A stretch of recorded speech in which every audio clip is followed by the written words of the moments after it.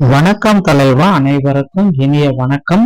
இன்னைக்கு நம்ம இந்த ஒரு வீடியோல நகைக்கடன் தள்ளுபடி யார் யாருக்கெல்லாம் கிடைக்கும், முதல்வர் விஜய் அவர்கள் நகைக்கடன் தள்ளுபடியை முழுமையா வழங்குவாரா, பகுதி அளவு இந்த நகைக்கடன் தள்ளுபடி வழங்குவாராம்.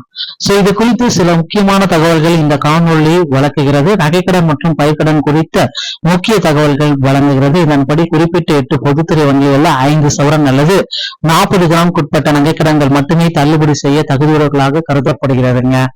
இந்த அறிவிப்பு எல்லாமே பாத்தீங்கன்னா விரைவில் ஜோசப் விஜய் அவர்கள் அறிவிக்க இருக்காரு.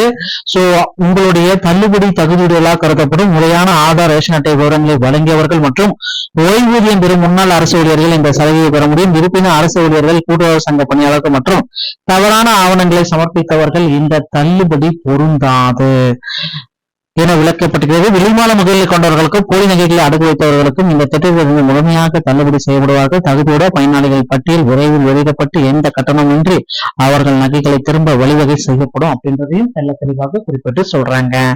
நகைக்கடன் தள்ளுபடி அப்படின்னு நான் பாக்குறப்ப முக்கியமானது அந்த 5 சவரன் 8 பொதுத்துறை வங்கிகள் 100% கட்டணமில்லா மீட்பு.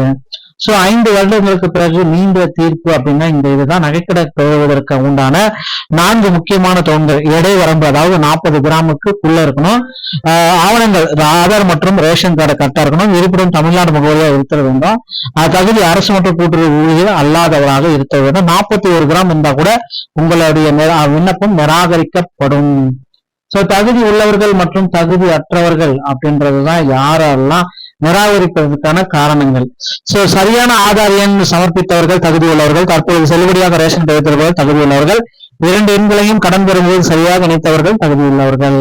நிராகரிப்பு செய்யப்பட்டவர்கள் அப்படின்னா ஆதார் மற்றும் ரேஷன் வழங்காதவர்கள், தவறான எண்களை பதிவு செய்தவர்கள், வேறொரு நபரின் ரேஷன் அட்டையை பயன்படுத்தி கடன் பெற்றவர்கள் இதுல நிராகரிப்பு செய்யப்படும்.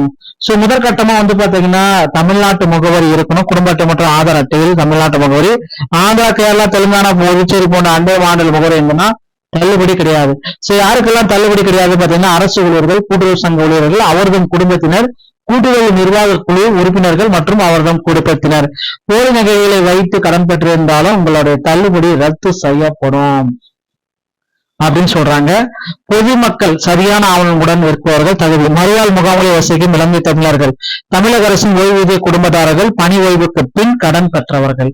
தகுதியற்றவர்கள் அப்படின்னு நம்ம பாக்குறப்ப பாத்தீங்கன்னா தற்போதைய அரசு ஊழியர்கள், கூட்டுறவு சங்க ஊழியர்கள், அவர்தம் குடும்பத்தினர், கூட்டுறவு நிர்வாக குழு மற்றும் உறுப்பினர்களுக்கு இந்த தகுதி கிடையாது. உங்கள் தகுதியை உறுதி செய்யும் இறுதியான அப்டேட் அப்படின்னா 8 பொதுத்துறை வங்கிகள் 40 கிராமுக்குள்ள சரியான தமிழ்நாடு ஆவணங்கள், தகுதியான தொழில் எல்லாமே இருந்துச்சுன்னா நகைக்கடன் தள்ளுபடி கிடைக்கும். ஏற்கனவே நகைக்கடனை முழுமையாக செலுத்தி முடித்தவர்களுக்கு இந்த தள்ளுபடி பொருந்தாது.